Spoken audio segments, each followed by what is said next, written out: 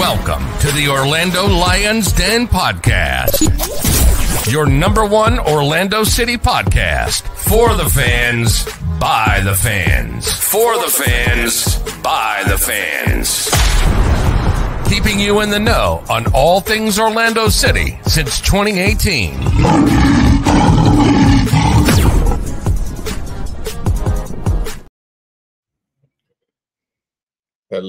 Hello. Welcome to another edition of Orlando Lions Den Podcast. I'm back again. I was on the Den After Dark. I made an appearance this week. It's your boy Alex Brown back with the boys tonight, talking about our loss this past weekend. Looking forward to the next couple matches this week, and we will talk a little bit more about our watch party that we hope to see everybody at. Here with the guys tonight, we got Eddie and Mike. Eddie, it's been a while. How you been, man? I've been good, man. Sorry I haven't been on. Just been really busy trying to balance everything, but went to the match, came in with some hopes, because the performance has been a little bit better. At least we're looking like we got a new system, a new way of playing. Let's see how it stacks up against the champs. And, a little crazy moment there with we'll get into later, but it was good to see the boys back in the house and good to be back on the pod. Yeah, you've been using up them PTO days, right? I was going to say, busy trying to balance everything. Mr. just got back from a cruise. Yeah, that's part of it. Yeah, that's true. Yeah, shout out to Royal Caribbean. The worst part, cruise is fantastic. The ship lived up to the hype, but I got booked out like 2022 or something.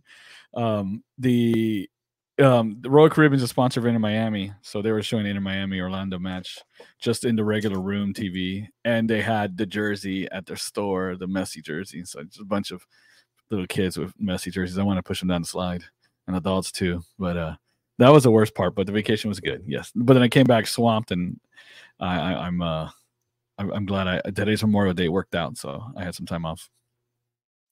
Yeah, I saw a bunch of more time off. I saw a bunch of Messi jerseys at the match on Saturday, and all I could think in my head was they got to see as much as of Messi on Saturday night than they did when Miami actually came. So, right. Yeah, what kind of suck up do you have to be? Like, what statement are you making, like, to wear Messi? Because no one ever wears the jersey of another player. Like, no one wore an LA Galaxy Zlatan jersey to Orlando games, or Carlos Vela or Giovinco, right? It's just Messi fanboys. It's just, I don't know what statement they're trying to make that I'm a Messi fanboy, and they're usually elitist. I only like this kind of football, blah, MLS. It's just, it's terrible. I'm gonna one up you real quick. I was at Universal today to see the opening of the Shrek area that they put in, and I saw a guy wearing an Inter Fort Lauderdale jersey that had a Beckham 23 on the back. Oh, what? Jeez. What a nerd. Yeah. That's I don't even know if that's fandom as much as, I don't know. The words I have to say made for the Den. Imagine rolling up to the stadium, Simps, rocking a Wilf jersey, like. Right, exactly. Yeah, for real. Yeah, Wilf. I don't even know what number. I'm not even going to start there. Just leave that alone. Yeah, 69, baby. Eddie, you haven't put in that jersey yet. There you go. Yeah, you might as well just say like a number 1 with simp on the back. Just that's it. Mike, what's up, brother? How you doing? I'm good, man. Enjoying a nice holiday weekend here, and you already mentioned it. Talking about the watch party on Saturday. That's your reminder. Saturday, everybody, to come out to see it.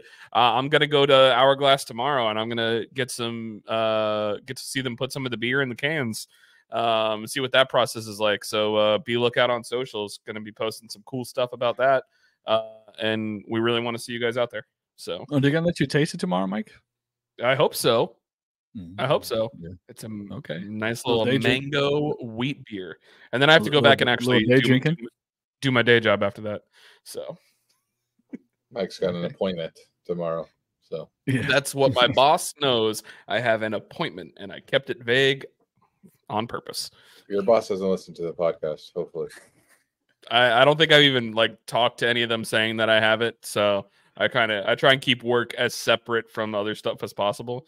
I had one employee find my personal Facebook once and add me as a friend, and I was like, "Oh, I guess that's harmless." And I accepted her friend request. And then what ended up happening was she was someone who we caught doing work avoidance during COVID, like just doing stuff, not actually doing the job and stuff like that. So we had to fire her. And I was like, "Oh man, probably shouldn't have taken that friend request because now this is going to get really awkward." Like, did you take it during work hours? Was that part of the work avoidance? Like, you know, on Facebook? I mean, you guys see how much I'm in our Twitter chat while I'm working, so I don't know. Never mind. I'm not gonna say anything else. All right, It's not before you self-implicate yourself. Let's get to our sponsors. First, we'll start off with Leo. We'll start with Leo and the Epic Mortgage team, powered by U Mortgage. Leo Gonzalez, a really good friend of mine, been friends with him for a while, decade at least now. At Loans by Leo on Twitter, www.applywithleo.com. Hoping to see rates come down. I know he said he had a really good week for rates a couple weeks ago, so they're fluctuating up and down, up and down. And if you want to learn more about the purchase of a house, maybe a cash out refinance, you know, he does conventional FHA, VA, foreign national stuff. So anything that can get a mortgage, Leo does it. Make sure you give him a call or shoot him a email there. The email's on the screen. But he's great. And even if you don't work through him, if you just need advice, call Leo and tell him you heard about him through the pod, and he will act like he's your best friend. He'll give you all the advice that he would give me. So make sure you give him a call. We have Comparion Insurance with our man who's on tonight, Eddie Cruz. I saw his new profile picture today on his Facebook, looking thin and sexy. But the QR code is on the screen. Comparion Insurance Agency, a Liberty Mutual company. If you've listened to the pod before, you know, you hear me explain it. He's not only shopping Liberty Mutual insurance for you, he's shopping a whole basket of different companies. So give Eddie a call. He can make sure you're getting the best rate, especially on your home insurance now in Florida. If you've been with the same company for 2 or 3 or 4 years and you haven't shopped with Eddie, there's a good chance you are overpaying. So give Eddie a call. He can maybe even, I've heard stories of him getting lower deductibles and lower pricing in case a hurricane does hit. You don't want to be stuck with a 5 or 10% deductible, especially with the way the values are increasing and the pricing that you have to put on your home insurance now. So give Eddie a call, and he'll be more than happy to help you out and look over your policies, auto, home, life. He does it all. I got it all through him too. So, and then Eddie. One last thing. Yeah, I want to chime in too. So anyone who's wants to do any quotes with me during the month of June, I'm going to donate $25 to the Orlando City Foundation for any quote, regardless of the outcome. So hot dog. There you go. I've done that before. And it goes to good cause. Orlando City Foundation's great. $25 per quote. Give Eddie a call. If you give yourself as a lead, he'll donate to the Orlando City Fund. So that's a great promotion. Yeah, I'd like to hear that. But QR code's on the screen. You know how to reach him at Eddie the Commish. Is his personal Twitter.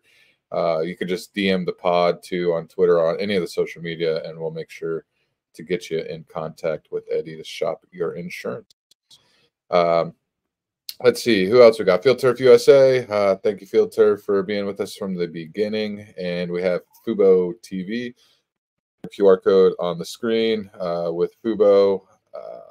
If you're looking for, just cheap cable package, if you're looking to watch live sports that aren't on your main cable package, give Fubo a try. They even have a free setup too that has some great watches on the free channels.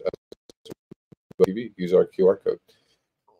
And then we got the watch party. You got a screen for that, Mike? The old watch party? Yeah. Darn right I do, man. Make sure you show up. If you're watching the screen right now, we got this to give away. Hold on. I'm gonna make you big real quick. The old Builder Cartagena parlay kit from 2022, I believe it was. Won this bad boy on bid, on auction, and now it's going to be going to one of you guys here. So show up, come in, got the signature on there. Things are going to get wild. I know Eddie likes that pun, but we're going to have a good time. All ages are invited. like Mike said, he's going to go watch the canning of the beer tomorrow. It should be a good time. We've been great on the road, so hopefully we'll get a result. And all you got to show up and buy a beer. We're giving away the jersey. We're giving away something to everybody. I know that. We're also giving away some tickets and pairs. So you'll get. We'll have my tunnel tickets available for one of the matches. My tickets for LAFC. Eddie's tickets for LAFC up in the FIFA view, which is an awesome section, and we'll have a bunch of stuff to give away. So show up, show out. We would like to see everybody there if you can. The can is on the screen now. No mango, no party. So a little bit of a heritage to our past and Cleon, of course. Mike, you got anything to add? I was just gonna add, it's a mango wheat beer. So for those of you that are don't like IPAs or stuff like me, because some people say I'm a baby, but I'll say they taste like armpit. I want something that's a little bit more of a flavorful beer. I like a wheat beer because it's relaxed, it's refreshing, it tastes good, and this one should be good. I'm really excited. Hopefully, I get to, we said earlier, hopefully I get to taste a little bit of it tomorrow, so I can let you guys know how good it's going to be. I know I have some trading card duplicates that we're probably going to put in the giveaway, maybe some autographed Facundo Torres cards, stuff like that. So realistically, we just want to see you guys, be a friend, tell a friend, bring everybody out. We're really excited about it, and it's going to be a fun opportunity for us to all spend time with you guys. And like you said, debate with us if you don't like our takes. We're open to having those conversations too. We're real people in real life, and we like talking about Orlando City. So, come see us. That'd be fun. Yeah, come out, enjoy the watch party. Put yourself in a chance to win a signed parlay kit from Cartagena. Get some possibly some autographs and and Eddie, didn't you have an extra bobblehead? I have 2 extra bobbleheads. Yeah, I'm going to give them both away. I got 2. Ooh, so Robin Janssen bobblehead. I have 2 the Robin Janssen Mandalorian ones. And are you sure you don't want me to bring my 2018 team autograph soccer ball? I think we're good on that one. You think you're good? Okay, because I have it. Here, guys. I'll go ahead and put a on Spotify, if you're listening, on the Spotify app on your phone. There will be a poll question. Do you want Eddie to give away his 2018 team autographed ball? Yes or no? And we'll let that be the deciding factor. Hey, yeah, that was, hey, there's some talent on that team. Oh man, oh my God. There was something on that team. I don't know if it was talent. If you've been dying for a Josue Colman autograph, remember that goal that he scored with his, I think it was his butt. Yes, yeah. Scott Sutter just smacked it off his nut. Hit a howitzer and it just deflected off of his backside into the net. Yeah. He called bank. Yeah, he was right off. Right there. Shout out Scott Sutter on pregame this week. Maybe he's taking the Paul Shaw role. Yeah, people talking about DEI. We got that Englishman, former English, former Orlando City Englishman or whatever, spot filled in with Scott Sutter after Paul Shaw left. All right. We're having too much fun before we talk about a fat L home loss against the Crew. On to more important things, the loss. Yeah, on to sadder things to talk about, I guess. But yeah, 2-0 loss at home. My first match that I've been to since the Minnesota match. I've decided I wanted to get up and go. The guys in front of me that bought my 2 seats were Columbus fans, and honestly, they were a joy to sit by. They were cool dudes. They've come to every single match. They live in Atlanta or Savannah, and he was married to a Atlanta United fan. I just had to send my condolences, but we bad L. Really a crazy match. I mean, it felt like the first half was all us. It was a dominated first half by us, and then up until one of the craziest VAR segments, I guess we can call it, that you'll ever see.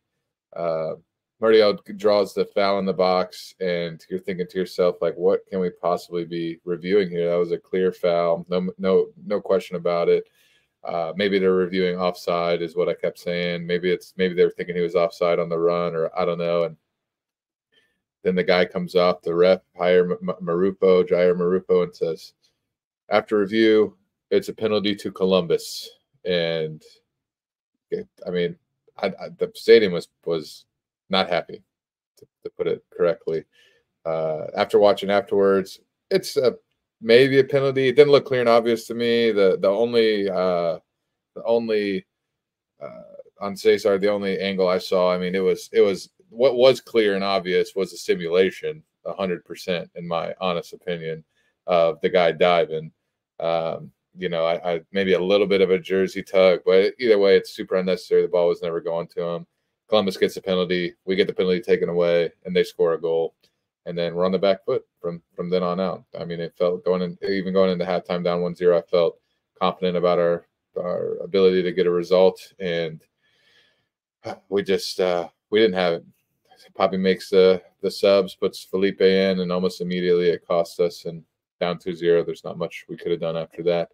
So another home loss. The home form is miserable. Honestly, the most disappointing part of it for me is the home form and the realization that we haven't gotten better from last year at home. We're still the same team on the road, but last year at home it wasn't great, and this year is the same thing, at least throughout the first 1/3 or so of the season. So I want to hear your thoughts. I want to hear your thoughts on the VAR decision. I know Mike and I have been kind of disagreeing, but I think it goes back to the clear and obvious thing personally, and it didn't look clear and obvious to me to go 3 minutes back and take away a penalty for us and call a penalty for them. So, Mike, let's start with you. Your thoughts on the match, your thoughts on the VAR decision, and your thoughts on the subs. So I'm gonna start with the VAR decision, and I'm gonna start there because you and I, yes, we disagree on the decision. For me, it's a penalty. I understand it. You could see Cesar has a chunk of jersey. He grabs it. He goes down. The issue, the thing that I say is it's the same when it comes to boxing or mixed martial arts, stuff, UFC stuff. Never give the judges the decision. Never give an opportunity for a ref to make a call. So if you're giving the ref the opportunity to make a call because VAR exists, if you're grabbing at that jersey, you're giving the ref a chance. Don't put yourself in the situation. Yes, it might have been soft, but I see why the ref made the call because of the fact that he saw it. My issue with it is I went through and I rewatched the sequence 4 times over the weekend. When the play happened, I know on Den After Dark, a few of us got confused. There was contact with Rossi and Wilder Cartagena. That actually happened after the incident. So that, some of us were being like, well, that was the same foul essentially that Moreira did to Muriel. There should have been a call for that too. That actually happened after. So realistically, that doesn't matter. But my issue with it is I timed it out. A full minute had passed between the incident that the VAR call was used for and the penalty called for us. And 2 minutes had passed until they went to the monitor and blew the whistle to go check it on VAR. My issue with officiating in general, and I spoke with someone on Twitter in regards to the way that this needs to be handled. The ref and the VAR have the ability to intervene with play so that some other meaningful action doesn't happen before VAR, they go and take a look. That is something that should have happened because realistically, the VAR should have been reviewing that play after it happened for the minute that before anything else occurred. And in that time, at one point, Columbus played the ball all the way back to Schulte. Like they had another 2 attacking sequences and then played the ball all the way back to Schulte, back through their defense, playing it all the way back that far. That's your opportunity to blow the whistle. They then went ahead and played it forward, turned the ball over, and then got us our opportunity where we had a PK called, which was definitely a foul. Moreira came right through the back of Muriel. You can't do that. It was 100% a foul. So for me, I think it's one of those things. This has got to be a learning opportunity for the officials. I understand that it was a penalty. I get that. From my perspective, I see it. I see why it was called.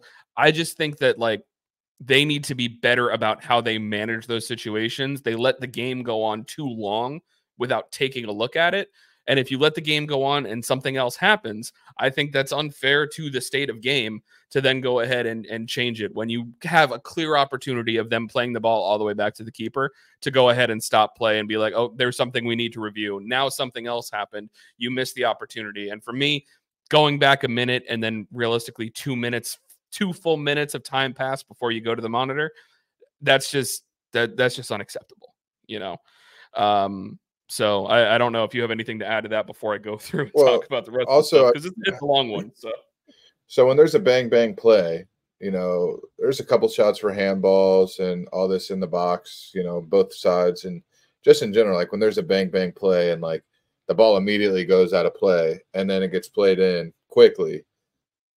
Like how many that makes me, if it takes a minute, 2 minutes to decipher if you're even going to go to the monitor for a play that happened 2 minutes ago, how many of those bang plays are just not even being, is it just too slow to not even review? I mean, is VAR actually working in this setup? And I'm not a fan. I'm not a fan of the call. I'm not a fan of the time it took. I think it's a foul, maybe, but the foul on Rossi was more of a penalty for me, if anything. And I don't understand the idea behind, a guy gets fouled in the box. There's clear simulation from Morris, I believe is who it was, Aiden Morris. It's clear. No, the simulation is clear. The embellishment is absolutely clear. And at no point was there, immediately after the quote unquote shirt tug and the embellishment, was there any, even from Aiden Morris, was there any, even arms going up in the air? No, not a single Columbus player even looked at the referee wanting a penalty. So that to me tells you automatically, in my opinion, that the embellishment was there and it was not clear and obvious. Clear and obvious to me is when there's 10 dudes on the team that wants a penalty saying, where the hell is the penalty? Where's the penalty? Throwing their arms up in the air, running to the ref, even when the ball's still in play. And there was the exact opposite of that. So I go on the fact of clear and obvious. There's 80% of the time that these calls happen, these VAR calls, they don't change it because you always go back to saying the call on the pitch is going to be the call that stood. If they would have called a penalty on the pitch when that happened, yes, it probably stands. If they don't call a penalty, yes, it probably stands. It's just, if they would have called a handball, it probably stands. If they didn't call a handball, it probably stands. So it's just that clear and obvious factor. And at no point did I think that foul was clear and obvious, especially in such a impossible situation, such a game shifting situation, a match shifting situation. So the only thing that I will push back on a little bit is, especially for me watching, because I wasn't at the game, on the broadcast, they made mention about the fact that after it happened, that Morris was irate and calling for a foul. I did watch it back. It did look like he was gesturing to the ref like, you got to be kidding me, and did like one of those. I didn't see anything like crazier happen because of the fact that play went on for another minute. Like there's only so much that you could do if no whistle is blown. There was times where it seems like Columbus didn't want to play to the whistle. So it was kind of surprising people didn't get up in arms. But I will say that the commentators did kind of make a mention of Morris saying that there should have been a penalty. But you're right in the fact that no other player did anything. I just think if he would have called on the field, if he would have called a yellow flag for simulation for the dive, it would have stood. It would have stood. I think that would have stood. So I mean, how can you say that would have stood, but also the penalty stands? I don't think even 70% of the refs in pro referees pool call that a penalty. And to me, that is if it's clear and obvious, you should be in that 90 to 100 percentile range of these refs are going to agree on this. It doesn't matter which ref is in the center of the pitch. they're 90 to 100% of them of the pro referees are going to say that's a penalty. I don't think that is the case for that foul. So, Eddie, what were your thoughts about it? Yeah, I'm with Mike in regards to how the time went down. We saw this in the Premier League where they're like, oh, that there was a play like Spurs Liverpool, right, where they blew an offside, but they're like, hey, the play continued kind of thing. The play continued. We can't go back even if it was wrong. So it was just kind of weird to see 2 minutes, a minute go by and it reversed like that. That's the part that really, really pisses me off. But the thing about whether it's a penalty or simulation or not, the thing with Cesar is the fact that he does so many shenanigans and so much dark arts that when he does something and someone accuses him of it, I just think they're probably right because it's Cesar. That's just what he does, right? And Cesar dives and does it all the time. It's a little bit like, you know what, Cesar would have done the same thing and tried to get away with it. And it happened. It backfired, like the other side of the coin kind of thing, karma, so to speak. So when it's Cesar, I always think, you know what, he probably is guilty. He probably did do it. He didn't need to do it. He should have just. I mean, it's possible the ball could have gamed to Morris. They just pulled it back, and he was, in the 6-yard box basically with a clear shot. So maybe he needed to he was trying to stop that from happening. But how about marker guy? How about get in front of him instead and not need to scramble? So it was poor defending from him. He's had 6 yellow cards in 6 games. He's out of control lately. He needs to calm down. He's one of our more important players. When he's on top of the game, he's one of the better CDMs in the league.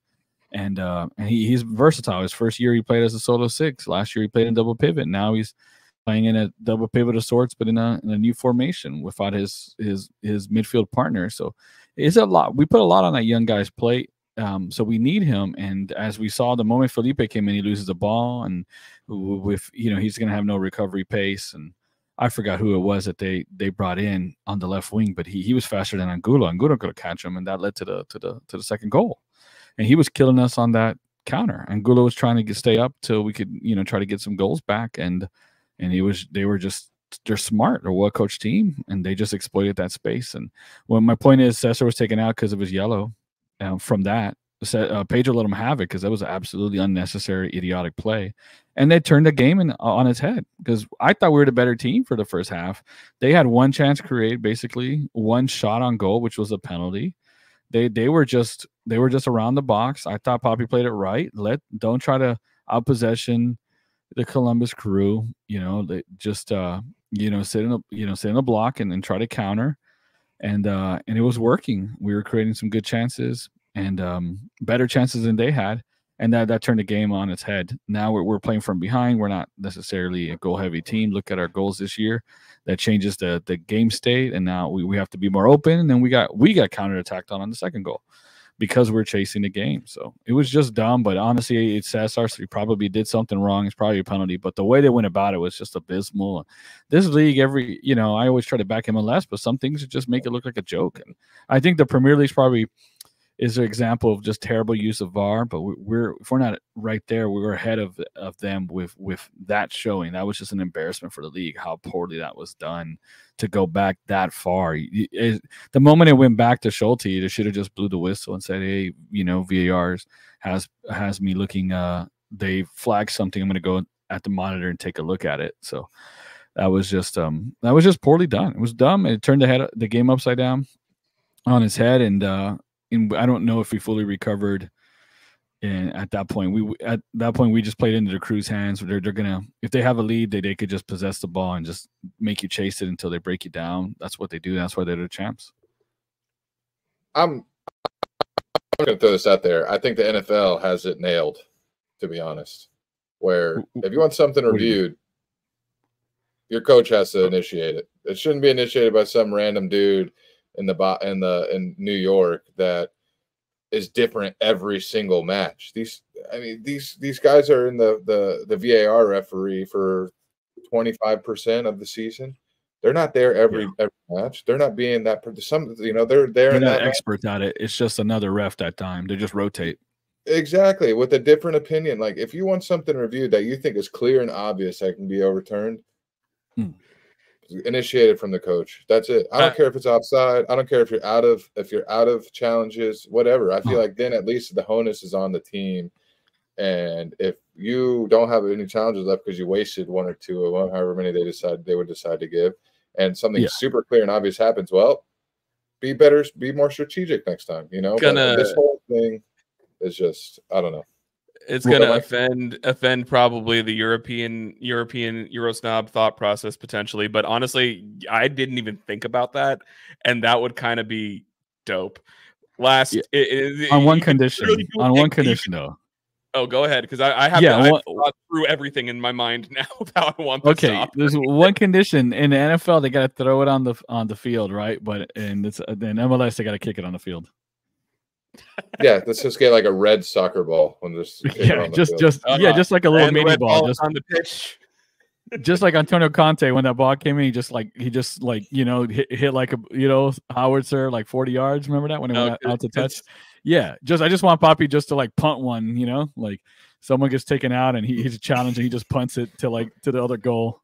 Like Wayne Rooney's, chips the keeper from 60. In my head, I thought you're right. You get 2 challenges per game. If you lose a challenge, you lose a substitution window. And if we get to stoppage time, all challenges go to the booth. Agreed. There you go. Yeah, if you're in like the 97th minute, and you can't challenge in the 97th minute. It's got to go. Hey, I'm going to add to it. Substitution windows left. You can't make a challenge. I'm going to add to it. We're going to throw a little North America. We're going to go to our neighbor, on the north, America's hat, Canada. And if you throw a flag and you get it wrong, you play a man down for 2 minutes. I just introduced soccer power plays. Penalty box is coming in. Yeah, power play. They're already trying to do that anyways. Remember, Messi's pissed about it. So right, exactly. I just think a lot could be solved by doing that, and honestly, don't think the Columbus coach Wilfred Nancy would have even thought to challenge that particular one. I think he might have challenged the one on Rossi, but yeah, then it's done immediately. You could throw it in the middle. You don't have to wait for a stoppage of play. You just throw it, and obviously play goes on after a stoppage, and everything else before that is still a moot point. So I personally would like to see that not only in MLS, but I just think the refs take all this responsibility, right? And why wouldn't refs want to take the responsibility off their hands? That would be an easy way for the referee associations to be like, that's not our fault. It's not our fault for 90 minutes of the game that we didn't review this, because it's up to you. That's it. It's up to you as a person to do it. Yeah, we might have missed a call, but we're human, right? But when you have this VAR thing and then you're adding like multiple humans into it, it's easy when one human makes a mistake. When 3 humans, like a assistant referee, a center referee, and a VAR make a mistake, you're like, oh, what the heck, But if one human makes a mistake, you'd be like, oh, he makes mistakes, Yeah, he was offside by a shoulder, but he makes mistakes, Right. True. And we've seen it in other countries where these refs kind of have their little ref union where they protect themselves a little bit. I don't want to make this guy look bad or get another call wrong, or he got one overturned. There's a little bit of bias. I'm gonna take care of my guy. We've seen it when they release audio with England, and I'm sure they did the same thing here. And be like, you know what, Bill or whatever, Ted Uncle, he's in Orlando. They hate him already. Let me not overturn this one. So you take away human variables and biases. Exactly. Yeah. So maybe that's something that we could see down the line. But to me, that would be, at this point, it's going to be like, that's the only way I want VAR. I don't care for it in any other way, to be honest. I'd rather just deal with the mistakes because it's so inconsistent. Rarely ever when it's done correctly, like, yeah, that was clear and obvious. That was a good call. But more time than not, you're like, what just happened? So let's talk about the tactics, the lineup. I know we continue with the 3-5-2. It looked for me, other than Jacqueline. I know he scored the winner. I hate to beat up on the guy. Just doesn't feel like a starting caliber. I said on Den After Dark, he doesn't feel like a backup caliber MLS striker. So, whatever, I guess. But Jacqueline gets to start. Ojeda is on the bench. We're now starting our number 10 that we gave the shirt to, the 10 shirt, not necessarily our actual on the pitch number 10, but the guy wearing the shirt. We're starting him at left wing back, and our other designated players on the bench while Jacqueline starts. I was super confused at that. I would rather have Ojeda up there. I would rather have anybody else up there, to be honest, but I don't mean to be hateful on the kid, but that's just how I felt. Other than that, we played fantastic in the first 40 minutes. I thought, like, before the VAR decision. I'm happy with the lineup. I'm happy with the tactics. They definitely look like they're changing. And I think this match, it was just more about the players, to be honest. I think the players really didn't show up.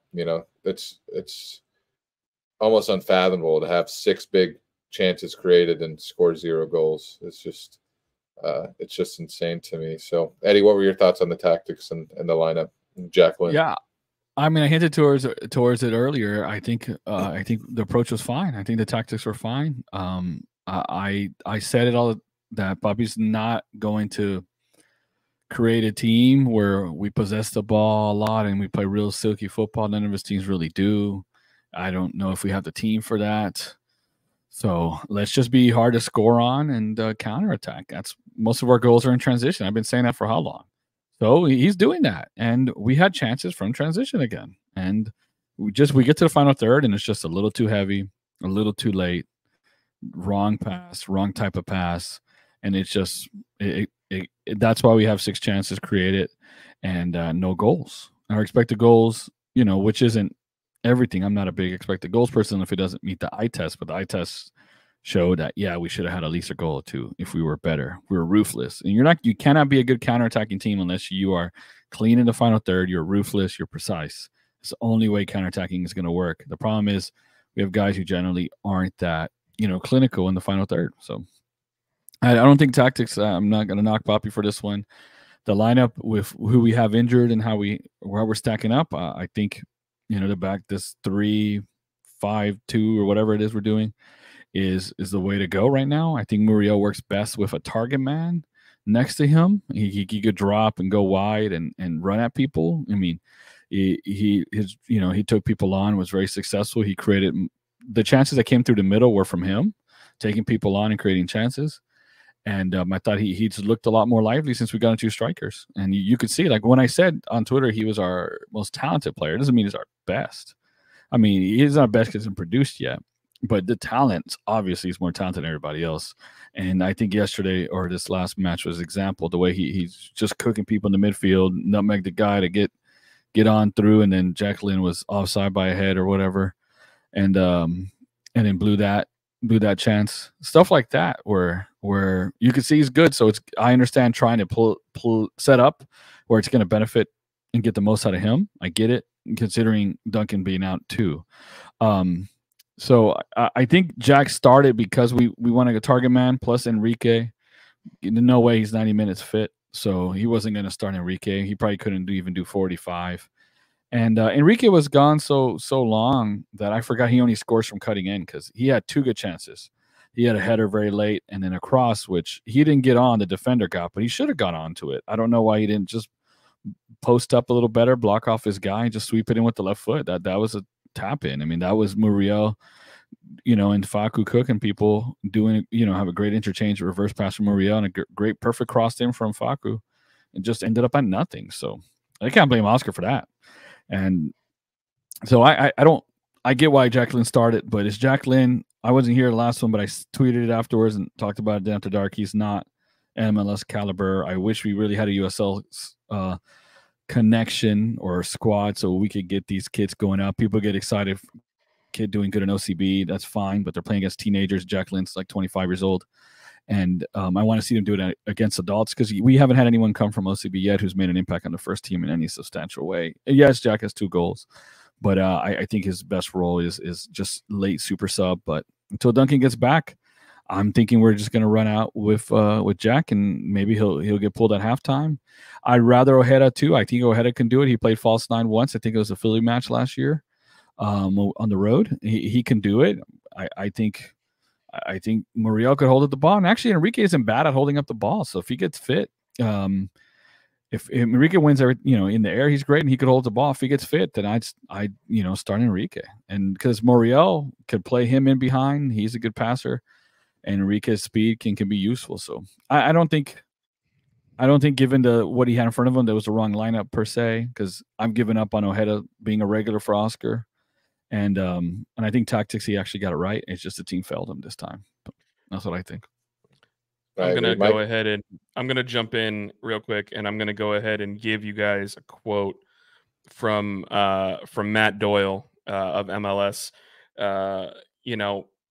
He said, and this kind of just preaches to what Eddie just said, Orlando's little 3-game unbeaten run came to an end at this point. And at this point, I almost admire Oscar Pareja's steadfast refusal to use Martin Ojeda from the start in a pure playmaker's role. And I just think that's one of the most hilarious comments, because that's kind of one of the things we've all been wanting it. But at this point, what's the point of even wanting it? It doesn't look like it's going to happen. And I agree with Eddie. You had 6 big chances created and 6 big chances missed. And Mike, not to cut you off, but those are the actual ones created. How many could they have created if they were clinical? Exactly. Right? Like Angulo tried to get that penalty, but if he passes it early, Facu is wide open. Wide open. Just press the A button for you to just pass it across goal, 10 yards, and Facu is not going to miss from there. And then Dagger had a tougher one, but he had Facu open if he hit it in the air, but he hit it low. Facu should have scored 2 goals if people passed it correctly and on time. But that was 6 chances created despite continuously muffing chances in the final third, continuously. And then one thing I want to talk about the Ojeda thing, and I'll go back to you, Mike. Sorry. Last match, that Miami one, Ojeda had a great shot across goal where Callender made a fantastic save, and that was him next to Muriel combining. They combined really well. So I don't know why Oscar just won't. Let's just try it out. Okay, he plays. Muriel can still hold it up and drop and interchange and whatever. Maybe just don't go long as much to the striker. I don't know. This game we had 60-something% long ball completion. We went along a lot. But to me, Ojeda and Muriel seem to do pretty well, combining it recently. So I don't know why we never see that. Yeah. And what I was saying there was 6 big chances missed, 6 chances created, 6 chances missed. You're not going. The Columbus Crew is one of the best teams in the league, and they are, for me, beyond a shadow of a doubt, I think they are probably the best coach team in the league. You're not going to beat the good teams or the well-coached teams if you cannot finish your chances. So I ended up kind of going through and doing the math, because I was just genuinely curious. We are tied for 4th in the league of failed conversion of big chances. So, we're fourth worst team, basically. The New England Revs are the worst. LAFC is 2nd, but if you look at the volume of chances that they're creating, it kind of puts that into perspective. New York City, Charlotte, and Houston. So Charlotte's a team that's not scoring a lot. Houston is a team that is struggling. New York City's actually been pretty good. And then Chicago and Orlando are tied for 4th with 69% of their chances being missed. So that's going to be something that might be fun, because of the fact that we're playing Chicago midweek. It's just going to be, look at all these goals we could score but aren't. So it'll be interesting to see how that goes. But for me, I can't really knock the tactics here, up until the VAR decision, I thought we were the better team. I think we were probably a little bit discouraged after that. And we came out with our heads on fire to start the second half. But then things kind of went sour after that. And after the water break, and this is something I said on Den After Dark, after the water break in the second half, it felt like the team just was done. I feel like we went like 7 minutes where it looked like we didn't even have possession. And if we did, it was just booting it long and no one was on the end of it. So I got into it with one of the guys on Twitter on Den After Dark, because I kind of went on my soapbox about Jack Lynn. And I was like, I invited him to come in and talk and speak his piece, because he's like, this is the Jack Lynn scapegoat. I was like, I'm not saying it's the Jack Lynn scapegoat. I'm just, because everybody's missing their chances. But like, you can't go ahead and sit here and argue with me saying that you think that he belongs on the field. Like, this is 2 games in a row where he looks a little bit out of his depth. And I'm not saying that to be negative. I don't want to knock on the guy because I want all of our players to have success, but it just doesn't look like he's built for the moment at this point. And it's just how I feel. You know, and I invited him to come on and talk, and he didn't, and that's perfectly fine. I'm not going to get upset about that, but, you know, defend your case. I'm not trying to say that he's a scapegoat because everybody was missing chances, but like, he's a striker and he's playing that central target striker role. You got to finish the chances that you're given, you know? So that's the expectation. And that's really my thoughts. I don't think I have too much to offer because we've already gone on a lot longer than I think we meant to. Yeah. And look, real last one sentence here with Lynn, or one quick moment. With Lynn, it wasn't the chance. I don't think he really even had a chance in this game, a shot. But I think that was partially his fault because the movement was poor. He offside several times, and he just holds up on Muriel. It's Muriel, bro. He's going to get you the ball. Just stay on side, and then he would have been on free, even though he missed the shot afterwards. I was going to say there was that one chance that he got where the flag wasn't raised, but he was definitely offsides, and he just got a shot against the keeper with nobody else in front of him, and he put it 7 yards wide. Like, you can't be doing that. You know? No. Yeah, but I'm saying he just that wasn't going to count even if he made it. But the point is that he wasn't in the right spots, making the right runs, the right timing. That's one thing Cleveland was talking about. It's just the timing of the runs are just not right.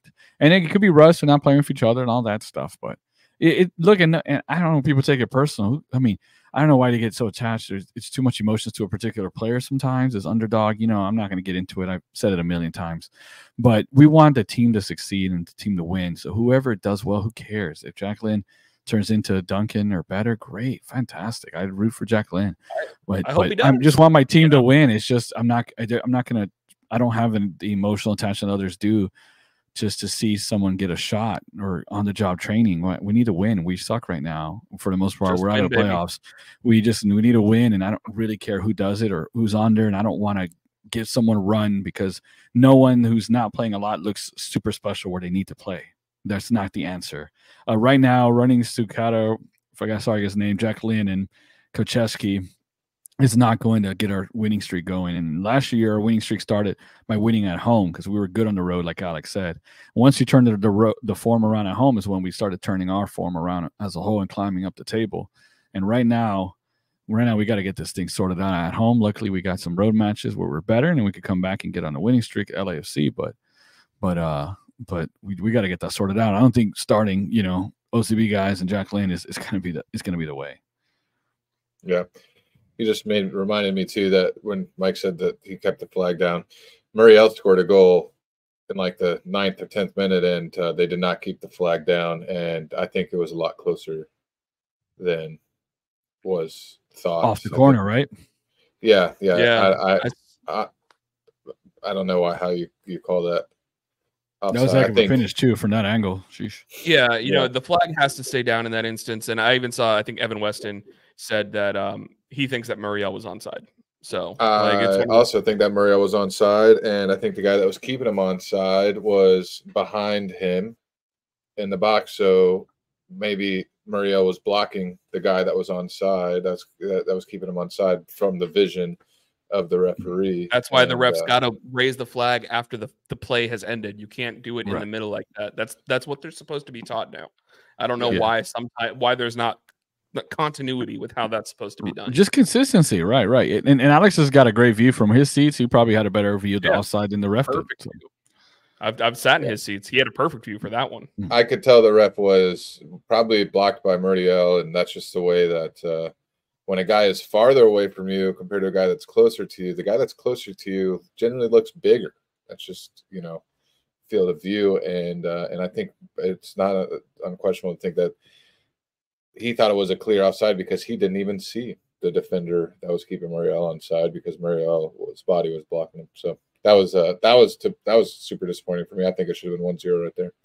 Another one that I don't think would have gotten called back if that's clear and obvious. Well, if Oscar Correa could kick in a challenge ball. Exactly. Right. We fixed VAR, guys. I'm telling you, it's done. It's over. We figured it out. Exactly. So, all right. Well, we're 50 minutes in. Let's quickly do our stock up and stock down. I'm going to start by saying my stock up is, and I've been harsh on Facundo Torres, but I think that he's playing well in this left wing back role. It's not an ideal position to have a designated player at, but he's stretching the defense. He's garnering attention in that role. He's creating space for the people in front of him, and I think it's benefiting the rest of the team with him being there. He looks to be up for it when it comes to tracking back and defending, and I have been pleasantly surprised with Facundo in that left wing back position. And my stock down, we've been harsh enough on Jacqueline. I got to put it on Cesar. It's just a dumb, even position to put yourself in to give up that penalty. It's dumb that he, like Eddie said, had to get subbed off early because of that. And in all honesty, he cost us the game. So he's an easy stock down for me. Mike? Yeah, I mean, my stock down was also going to be Cesar. And just kind of adding on that, like I said, don't put yourself in a situation where you're giving the ref an option to make a decision. He did that. And then on top of that, we saw that he got a yellow card for dissent after it was done. Cesar, in his last 6 games played, has 6 yellow cards. He just had a yellow card suspension. And now if he gets a yellow card within the next 5 games, he's going to get suspended again. Because I believe that's the way it goes, is once you get 5, you get a suspension, and then the 2 more after that, you get another yellow card accumulation suspension. So, dude, stop getting yellow cards, especially if it's something as dumb as dissent. So the fact that Pedro was lighting him up after he got a yellow card, well-deserved. He needed that. And then he was also pushing his luck in the second half, and he forced a substitution that affected the game. It has to be a stock down for Cesar. And normally we try and not steal each other's things, but it was bad. It was probably one of his worst games in purple, in my opinion. But stock up, I'm going to go ahead and give my stock up to Muriel. He's still out there. He's creating opportunities for others. And I really do think that he's starting to really understand what his role is with this team. And maybe it took this formation change for us to really kind of see what he can be.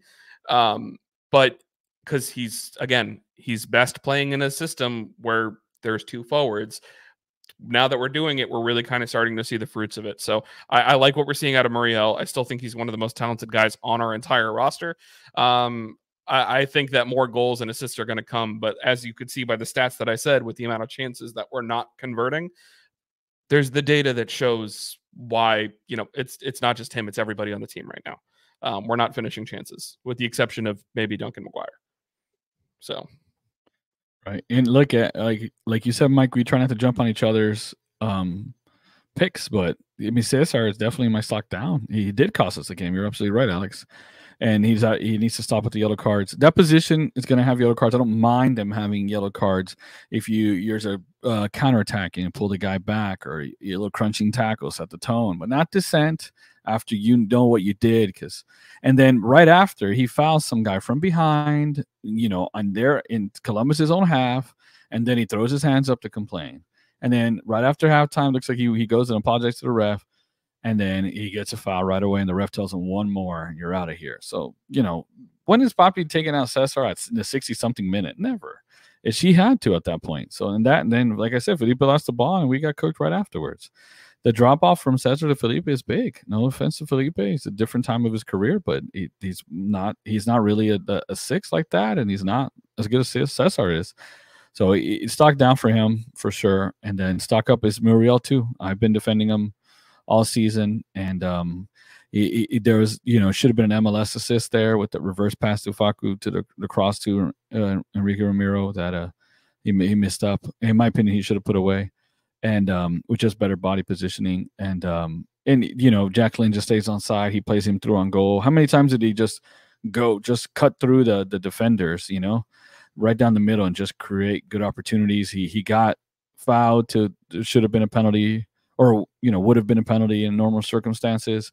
And you look a lot of the stuff he's doing. He drops deep and he drives at people and he creates space for things to happen. It's sometimes just not the assist, is the pass before the assist, or even the one before that, like what Mauricio used to do. He's doing that, and so I think he's the second striker is allowing him to roam a little bit, and where his roaming isn't affecting the point of the attack because there's someone further up than him, and then that's getting the best out of his skills because he's obviously our most skilled player on our team. So Muriel is my stock up, and then Cesar stock down for sure.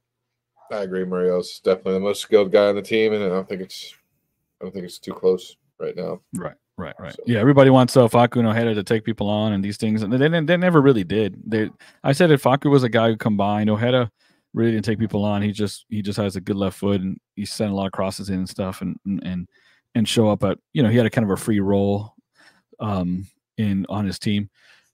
So it's not like none of these guys are like cooking people on the wing really, but Muriel cooks people anywhere. So you like people taking people on. Muriel's doing that, and I heard a fan behind me complaining because he lost the ball. I'm like, bro, take-ons, if you get 50%, you're the man. Those are hard to do because it's not just one. There was times where I stayed with my wife and I was like, watch when Muriel gets the ball. He's getting double teamed. Like when Facu and Muriel got the ball, when they were close to each other on the left, they were double teaming whoever got it.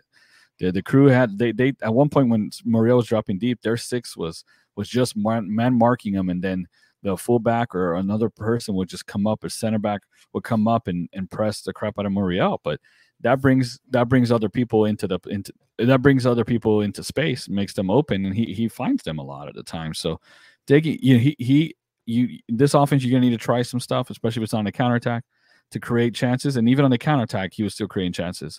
If Jacqueline stays on side, other stuff he had did it as well when he was running 2-on-2 at people and running, and you could tell they were scared and it was disrupting their setup. So to me, the only reason we're in that game was mostly because of him. And him and Facu working on the left side was our biggest threat all match.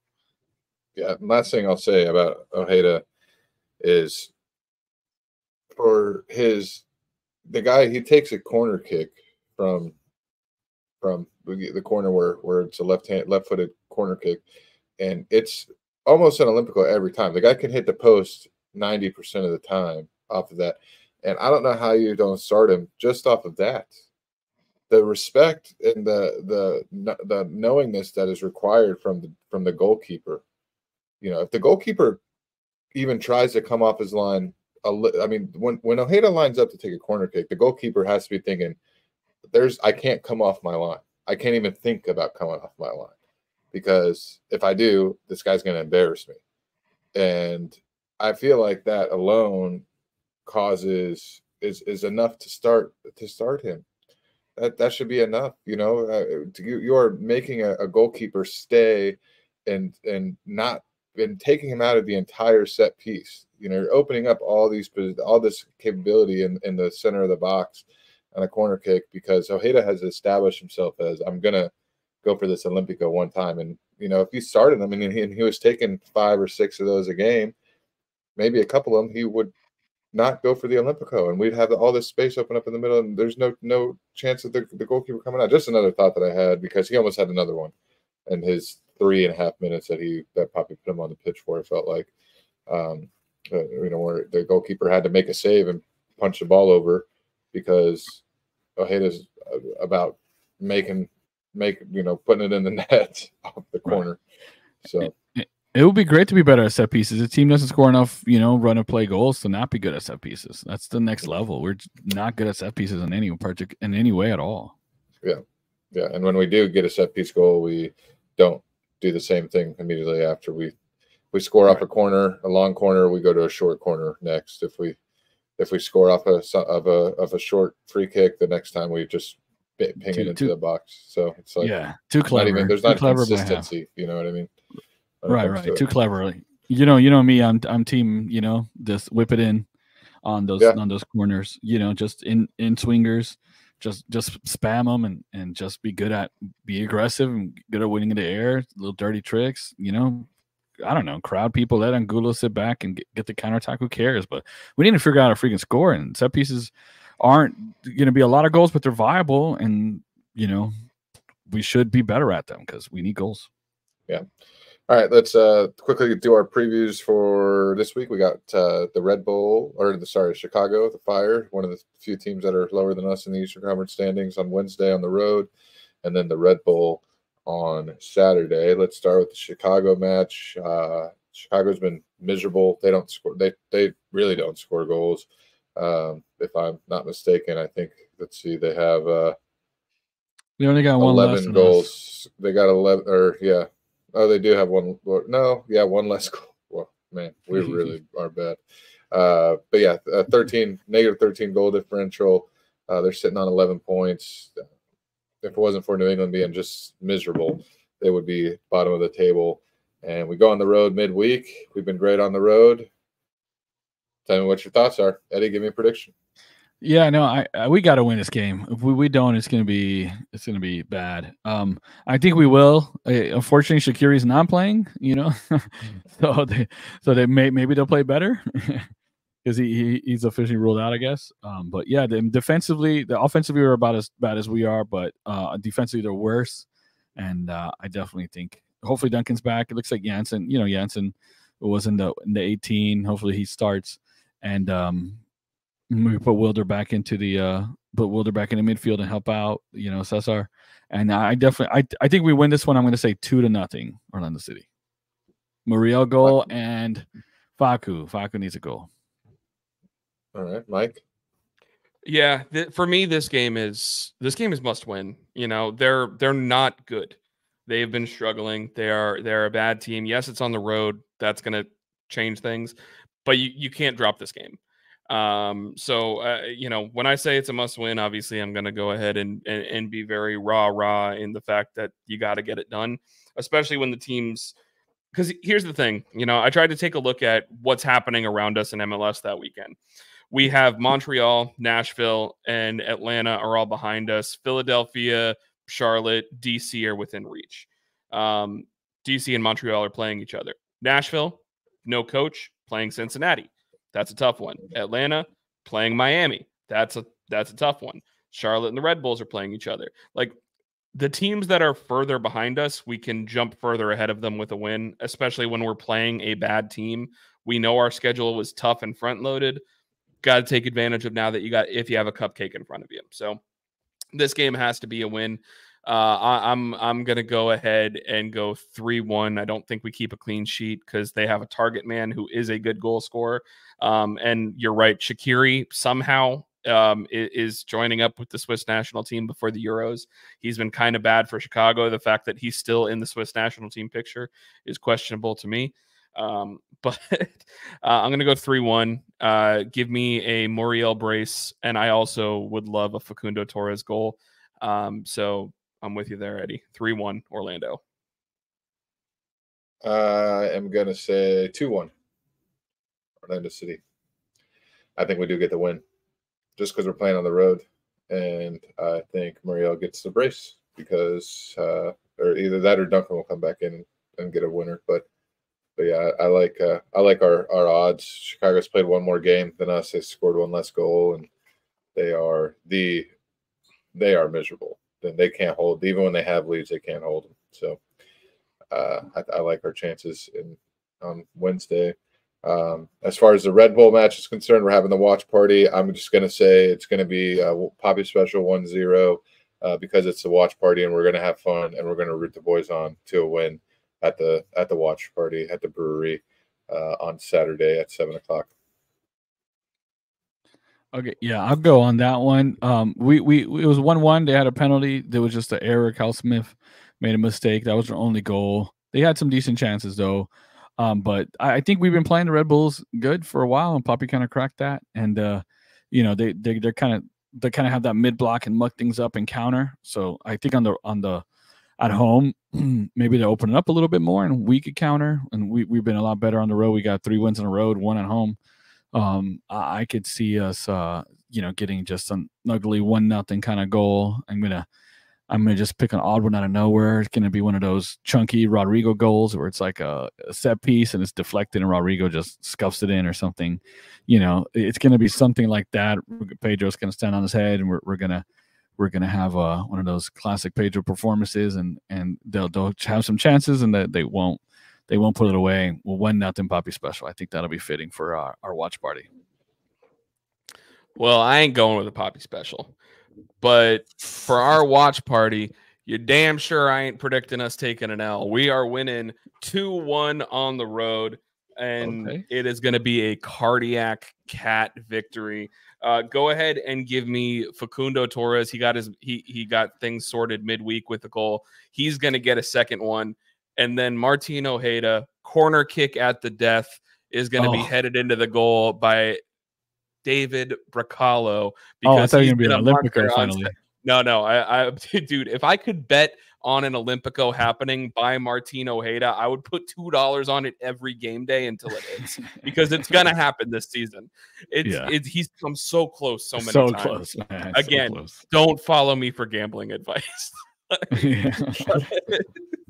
Especially if it relates to Orlando City, because anytime I bet on them, it doesn't happen. But yeah, 2-1 victory. Give me a Bracalo header at the death to win it, and Facundo Torres scores earlier in the game, because he's off the schneid. He's gonna score 2 games in a row, and we're gonna be feeling really good about it. Yeah, look, and guys, Chicago sucks, and I know they're only 1 goal behind us, but their performances suck. Our performances haven't been bad lately. You know, I always talk about performances over. You know, you gotta look at performances, not just results. I don't think the Crew was a bad performance for most of it. So I think we should easily be the favorites on the road. MLS, you never know. Chicago, Windy City, whatever. But if we're not beating teams like Chicago on the road, then the season's a wrap, because we need that, and especially with our road form. So Red Bulls are good. It's gonna be hard. We gotta take this. We gotta take it midweek. I don't care, man. We gotta beat Chicago, and I think we will. I think we'll win 2 in a row, and it'll make exciting times. Yeah, and that's the thing. Like, these are. We had 3 good results in a row, and you play the defending champs, arguably the best team in the entire continent, and the refs don't help you, and you make mistakes. Those are mistakes that I'd rather make against Columbus in match day 14 than in playoff game number 2. Yeah, and realistically, these are performances that, if we're going to get things right and the ship's turning around, if that happens, I'm happy that these games are happening in May, so that way hopefully they don't happen in September and October. Let's hope, because Eddie's right. Performances haven't been as bad lately. It looks like there has been some progress. No, since we got to the back 3, they've gone better. We've been playing better. We've been, it's just, mistakes happen. Mm-hmm. That causes losses, not finishing chances. That's how you don't beat good teams. But we're playing a bad team this week. Hopefully we can punish them, and that's going to give us motivation against a good team, because the New York Red Bulls have been a much better team under their new coach this year. So right. And look, when all the coaches say that, Pep or whatever, they say, like, my job is to kind of get you to the final third, and from them is talent and creativity, right? But Bobby got him to the final third. There wasn't the talent, the right decisions, the right choice, the right cleanliness. The final third is not structured play per se, right? It's not routine or you're running the same motion, the same triangle to get out of a press. No, it's at that point it's creativity and skills, and we need to just be a little braver, maybe just be a little cleaner, smart, pick your head up, and stuff like that. Instead of looking for fouls, let's pass. Let's be sharp. Almost slow down in a sense, and make the right decisions and take advantage of that, because we're getting there. And that's why I'm saying the performances are good, because you're seeing the potential if we were cleaner. And I'm hoping that Chicago, we see that kind of come together, where the chances get finished. That's when last year we were ruthless, man. It was mostly Duncan who was ruthless, but when we were running, it was ruthless finishing by, and so hopefully Duncan comes back, and if he gets some of these chances, like that one where Jacqueline was offside, Duncan would have been onside, and Duncan running in on goal 1-on-1 is like a penalty, bro. He's gonna make that. It's just I'm already getting up, because it's a goal. So when he comes back, hopefully as soon as possible. We're setting up. I think he's gonna start cooking too. I could see like a couple, him score like 3 or 4 games in a row kind of thing, like he did last year. Anybody got any specific shout outs? I'm going to go ahead and give a quick one just because I put it in our Manscaped League One chat, and I don't think Eddie has seen it yet. So I'm going to go ahead and give a big shout out to Angel Hernandez announcing his retirement. Announcing his retirement. I don't watch baseball as much as I used to anymore, but the best call that you have made in the last 25 years is to retire because you missed so many other ones. Nice. That's it. Hey, 3 strikes you're out, buddy. Get out of here. 3 strikes you're out. He's on like 736. Yeah, that's the Finally out of here. Yeah, get out of here, Mr. Magoo. You guys the worst. Yeah, that was my shout out, right? That was it. That was a shout out to. I beat you to it. Dang. Yeah, that was literally it. And shout out, Memorial Day. Thank you, my father's. I used to mix up Memorial Day and Veterans Day. My father's alive. But shout out to so that's Veterans Day for him. But shout out to all the troops and everything, landing free home because of the brave or whatever kind of thing, right? So throw a little red meat out there to red, white, and blue today. Happy Memorial Day.